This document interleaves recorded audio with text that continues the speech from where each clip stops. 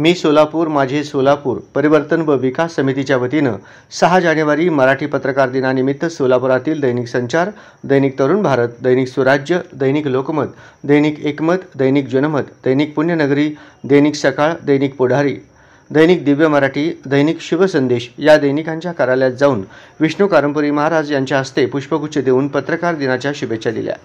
सदर प्रसंगी विठ्ठल कोऱ्हाडकर, प्रसाद जगताप, मनीष कोमठी, प्रशांत जक्का, श्रीनिवास बोगा आदी उपस्थित होते।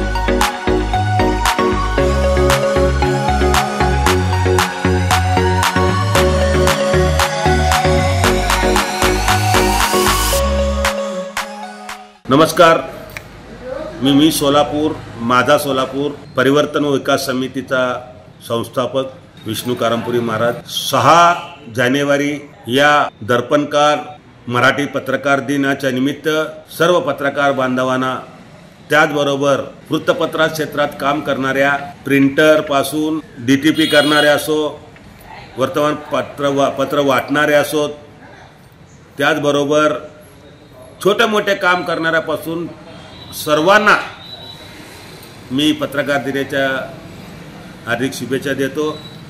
त्याचबरोबर मी सोलापूर माझ्या सोलापूरच्या माध्यमातून मी व माझे समितीचे पदाधिकारी पत्रकार दिनाच्या पूर्वसंध्येला म्हणजे 5 जानेवारी 2025 रोजी सोलापुरातील सर्व वृत्तमानपत्रांच्या कार्यालयात जाऊन स्वतः जाऊन आमची समिती जाऊन सर्वांना शुभेच्छा दिल्या। त्याचबरोबर पत्रकार दिनाच्या शुभेच्छा देत असताना पत्रकारांचं काय अडचणी असेल ते मी सोडण्यास सज्ज आहे अशा प्रकारचे त्यांना अभिवचन दिलं।